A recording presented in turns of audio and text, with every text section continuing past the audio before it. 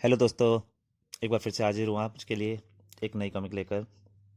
मनोचित्र कथा की मनोचित्र कथा इंस्पेक्टर मनोज और लातों के भूत। कथा आशीष चटर्जी, चित्र प्रदीप साठे। थाने में इंस्पेक्टर मनोज गहरी सोच में डूबा हुआ था। आखिर कड़ी नाकेबंदी के बावजूद कोकीन और ड्रग्स शहर में कहाँ से और कैसे पहुंच रहे हैं।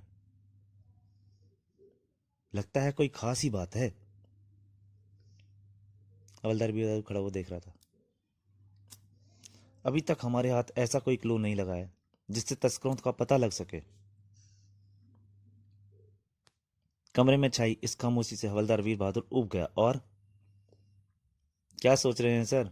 आ इंस्पेक्टर मनोज ने चौंक कर देखा। तुम यहाँ क्या कर रहे हो? आपके हुक्म का इंतजार सर। दफा हो जाओ। Yes sir. लेकिन इससे पहले कि हवलदार वीर बहादुर दफा होता, सर फोन। फोन की घंटी बज उठी। क्रिंग किंग किंग। किसका फोन हो सकता है? इजाजत हो तो मैं रिसीवर उठाऊं sir? Shut up. Inspector Manoj ने फोन उठाया। Hello, Manoj speaking. इंस्पेक्टर साहब, आज रात 9-10 बजे के बीच एक काले रंग की कार उत्तरी सीमा पार कर शहर में दाखिल होगी। आज रात उस कार द्वारा 20 किलो कोकीन शहर में लाई जा रही है। कौन हो तुम? लेकिन दूसरी तरफ से संबंध विच्छेद हो चुका था। ओह, खबर देने वाले ने अपने बारे में कुछ भी नहीं बताया।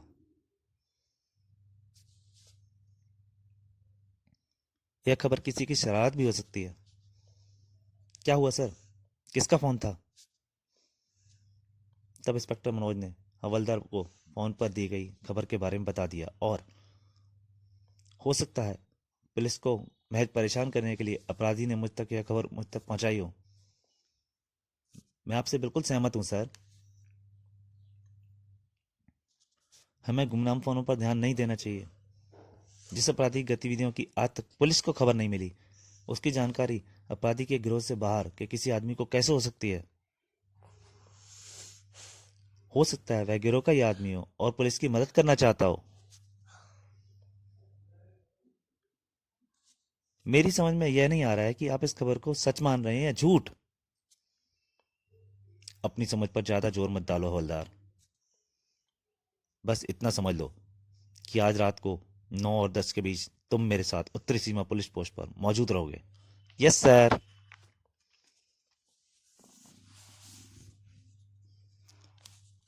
और ठीक रात 9 बजे उत्तरी सीमा पोस्ट पर। कोई खास बात है इंस्पेक्टर? No sir. हम हर आने वाले वाहन की बड़ी बारीकी से जांच कर रहे हैं, परंतु अभी तक कोई संदिग्ध बात नजर नहीं आई है। अभी काफी वक्त है। आप अपने जवानों को सतर्क रहने की हिदायत दें। मैं उस पुलिस पोस्ट में बैठता हूँ। Yes sir. लगभग 20 मिनट बाद एक काली कार आती हुई दिखाई दी। रोको रोको।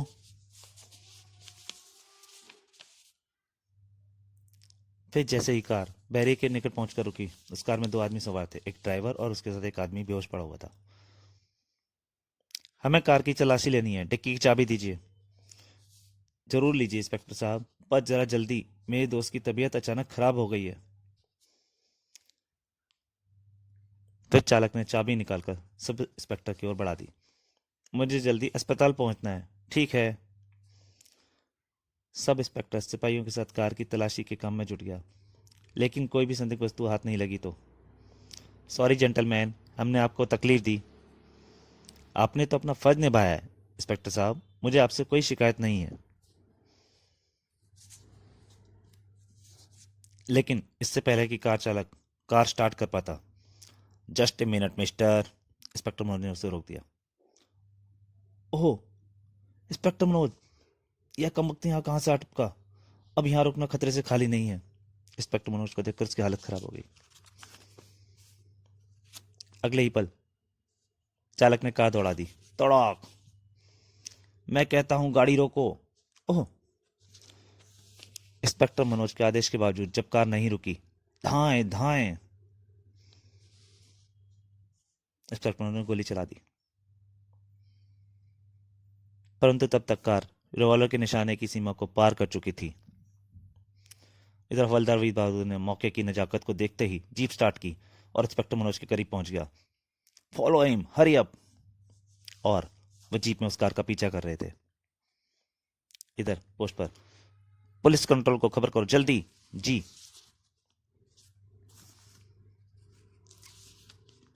उधर काली कार के चालक के माथे पर पसीने की बूंदें चूचुहान लगी थी। फासला निरंतर घटता ही जा रहा है, अगर मैं पकड़ में आ गया तो मेरी खैर नहीं। पीछे जीप में, हवलदार और तेज चलाओ। और फिर इंस्पेक्टर मनोज ने जैसे ही कार को अपने निशाने की जद में पाया, उन्होंने रिवॉल्वर की गोली से सीधा टायर पे मारी कार के। धाएं। निशाना अचूक था। गोली से टायर फट गया, फट।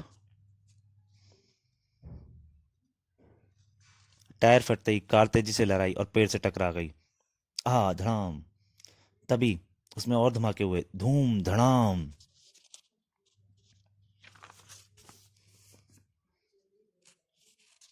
देखते ही देखते काली कार आग की लपटों में घिर चुकी थी। अब क्या होगा सर? कार को तो आग लग चुकी है, अपराधी का बचना नामुमकिन है। तुम फायर ब्रिगेड को कॉल करो। तभी ही चलती हुई आकृति कार से निकलकर जमीन पर आकर ही अगले ही पर इंस्पेक्टर मनोज दौड़ता हुआ जलती हुई आकृति के निकट पहुंचा और अपने ओवरकोट उतारकर उस पर डाल दिया। जल्दी आओ हवलदार, इसे जीप तक पहुंचाने में मेरी मदद करो। आया सर, आया। और फिर दोनों ने मिलकर घायल आदमी को उठाया और ले जाकर जीप की पिछली सीट पर लिटा दिया। फिर जल्दी ही इंस्पेक्टर मनोज ने जीप स्टार्ट करके आगे बढ़ा दी। अगर हम सही वक्त पर इस आदमी को अस्पताल पहुंचाने में कामयाब हो गए तो शायद ये बच जाए, पर मुझे तो इसके बचने की उम्मीद नहीं है। उम्मीद पर ही दुनिया कायम है हवलदार। इतना कहने के साथ ही इंस्पेक्टर मनोज ने जीप की रफ्तार और तेज बढ़ा दी। उधर शहर के बाहर वीराने में पुरानी हवेली के एक विशाल कक्ष में,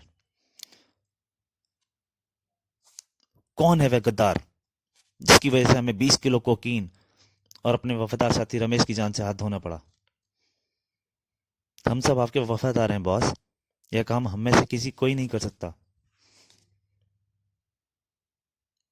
लेकिन कोई तो है जिसने इंस्पेक्टर मनोज को खबर दी है, वरना वह अचानक वहां कैसे पहुंच गया?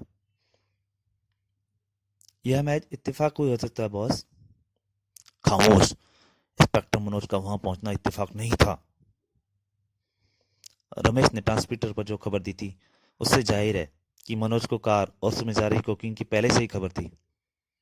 अगर हम कार को उड़ान देते तो आज हमारी राज्य से इंस्पेक्टर मनोज अच्छी तरह वाकिफ हो जाता। फिर तो यह स्पष्ट है बॉस कि मनोज को खबर देने वाला हम में से कोई नहीं है, क्योंकि हम में से कोई गद्दार होता तो मनोज को यह भी मालूम होता कि कोकीन कार में कहाँ है। तुम ठीक कहते हो रहमत। अगर इंस्पेक्टर मनोज को सही जानकारी होती तो रमेश को भागने का मौका कदापि नहीं मिलता। लेकिन यह भी तो सच है कि कोकीन की इस तस्करी की जानकारी सिर्फ तुम ही लोगों को थी। फिर कोई भारी आदमी इसकी सूचना पुलिस को कैसे दे सकता है? यह पता लगाने का जिम्मा आप मुझ पर छोड़ दीजिए बॉस। 48 घंटों के अंदर अंदर मैं उस पुलिस को मुखबिर की लाश आपके कदमों में लाकर डाल दूंगा। हमें वह आदमी जिंदा चाहिए रहमत, उसे सजा हम देंगे। जैसी आपकी मर्जी बॉस। तभी क्लिक क्लिक कंप्यूटर में से आवाज आती है। ओहो,